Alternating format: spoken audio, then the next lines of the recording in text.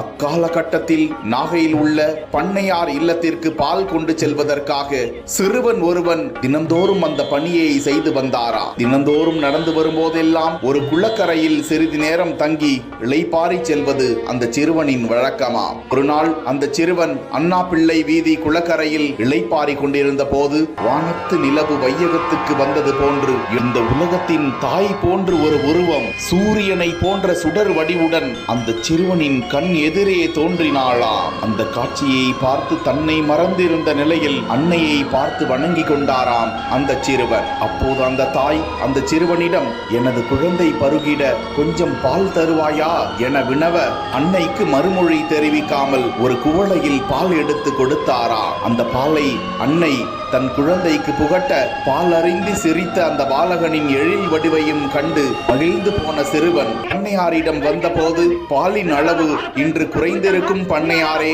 என்னை மன்னிக்க வேண்டும். ஒரு தாய்க்கு அவரது குழந்தைக்கு பாலை கொடுத்து விட்டேன் என கூறிக்கொண்டே அந்த பால் குடத்தை திறந்த போது ஆச்சரியம், குறைந்திருக்க வேண்டிய பாலின் அளவு மிகுந்திருந்ததாம். மேலும் குடத்திலிருந்து பொங்கி வழிந்தோடியதாம். ஆச்சரியமடைந்த அந்த பண்ணையார் அப்போ வந்த அன்னை யார் என வியப்படைந்து, உலக இரட்சகனுடன் விண்ணக பேரரசிதான் வந்திருக்கிறார் என ஊரெல்லாம் சொன்னாராம்.